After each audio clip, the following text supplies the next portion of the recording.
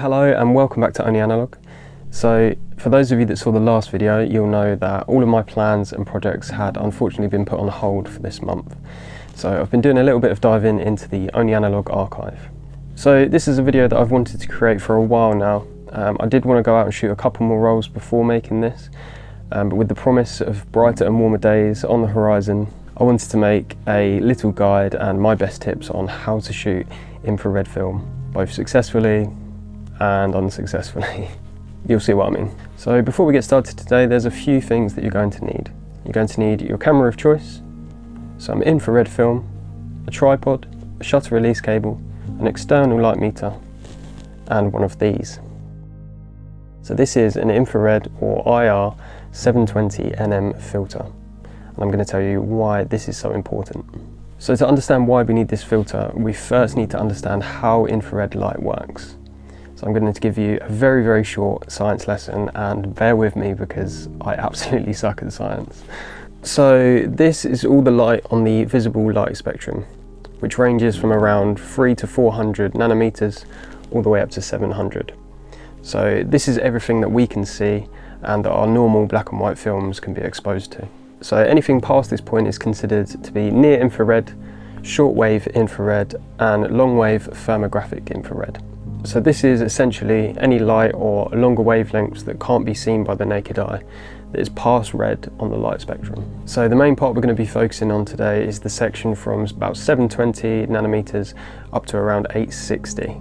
So because we're using a 720 nanometer infrared filter today, what this is basically going to do is block out any of the visible light from entering our camera, only allowing the near infrared and shortwave infrared into the lens to be exposed onto our film. So the film we're using today is Infrared 400 by Rollei. Now this Rollei film is only sensitive up to about 795, 800 nanometers. So we've got a very, very small window to play with in terms of infrared. So this is quite an exciting film, and obviously it's a fun one to play with because anything that reflects infrared light is going to turn white, and anything that doesn't, like the sky, water, man-made materials and things like that, is going to turn black. So it can create some really, really cool effects, which is obviously what we're attempting to do today. So that is the end of the science lesson. I hope you're still with me. But as we go through today's video, I'm just basically going to give you some little tricks and tips that I found helpful to get the best out of your infrared film.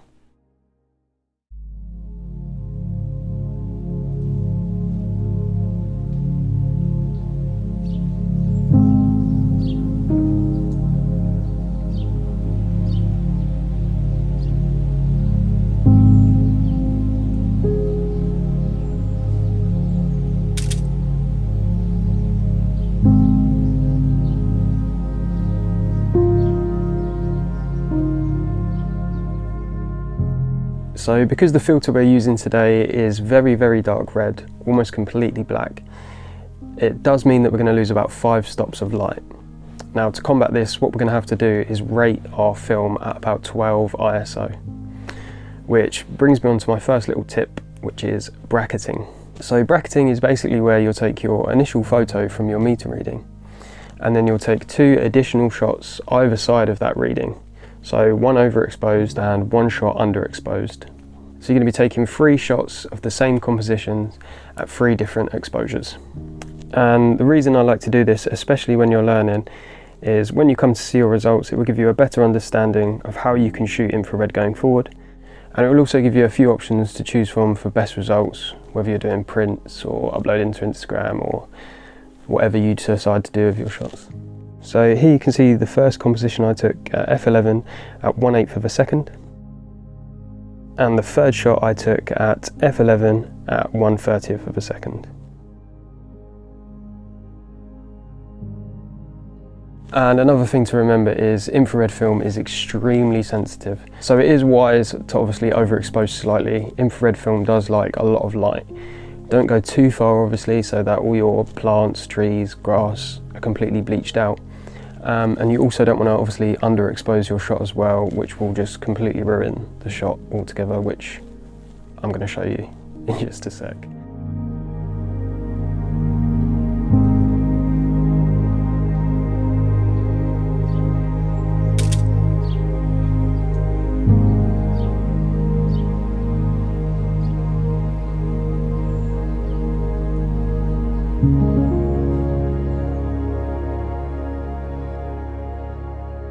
As I said earlier about underexposure, this is something that can happen when you underexpose your infrared film, and it's definitely a good example of what not to do. So this is a quick shot that I took at the side of the road without bracketing, so I only took one shot. Now, not only is it underexposed, leaving my tones and shades way off, but I also misfocused shooting at about f8 as well, and this particular photo needed a lot of saving in post.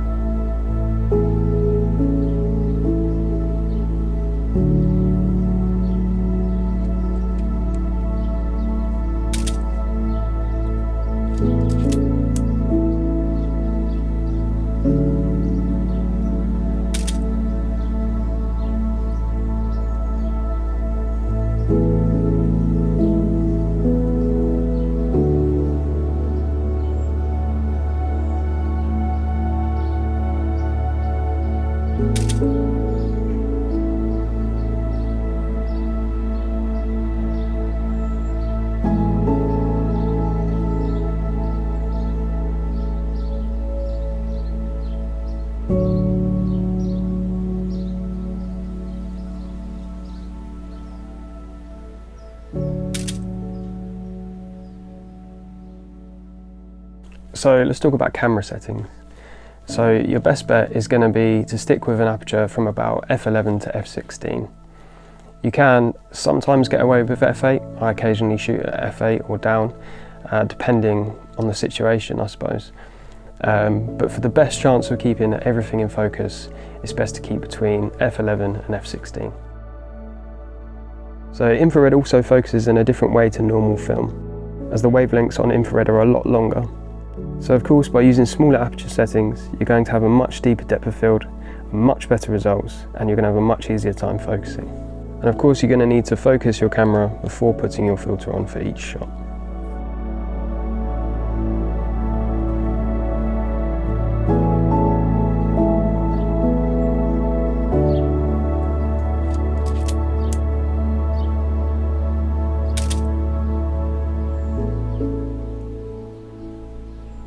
So you can also shoot this film as a normal black and white, as it does still see all of the visible light without a filter. And just for reference, this is a shot that I couldn't resist as a normal black and white without the filter.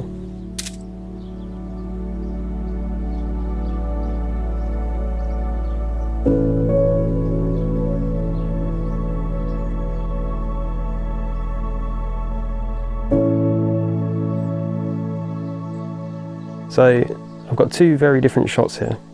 So the first one, I completely forgot to set my aperture, and I had taken the shot at about f4. As you can see, only the tree is in focus. I think the lack of sharpness has created a strange clarity which gives it a dreamy sort of look, which has kind of grown on me. However, the second one, shot at f11, is easily the far superior of the two.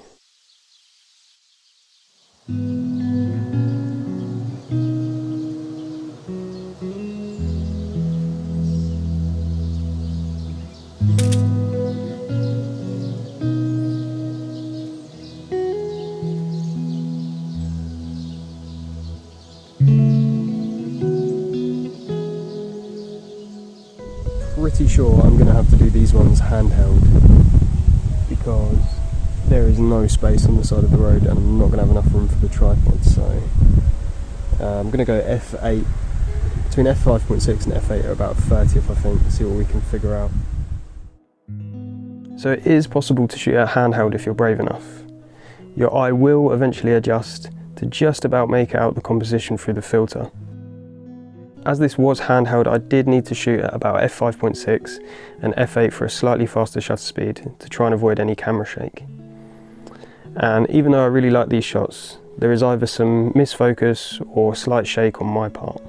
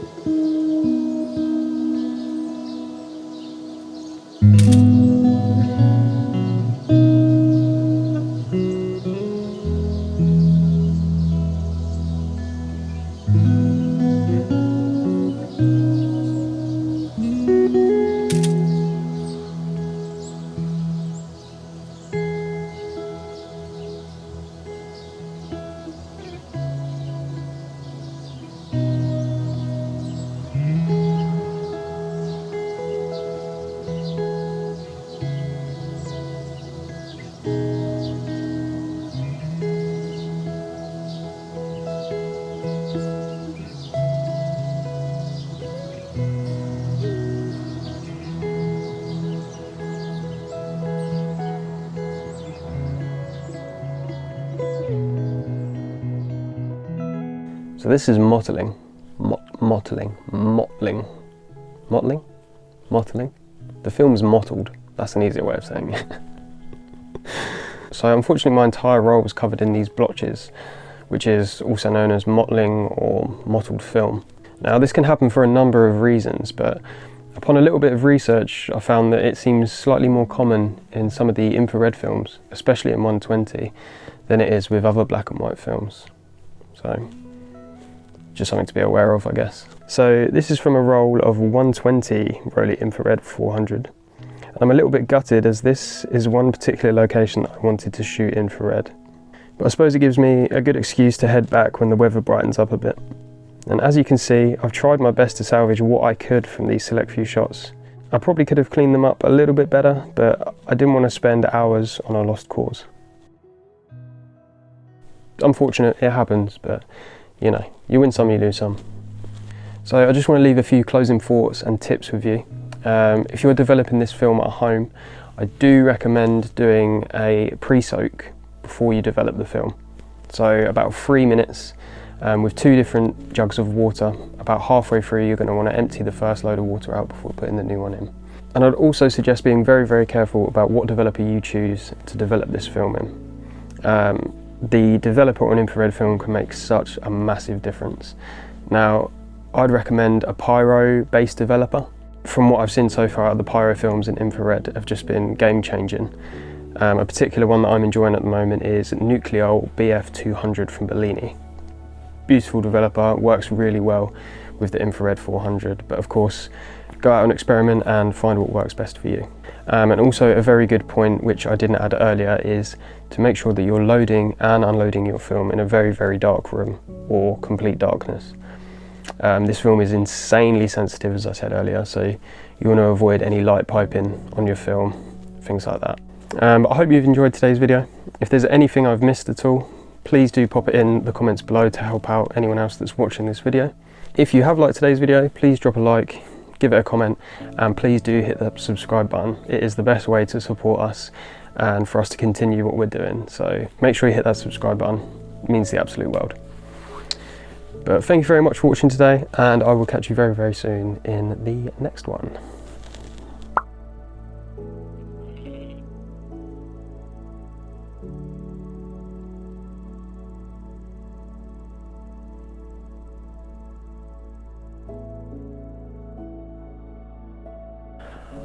Oh, I've got pins and needles.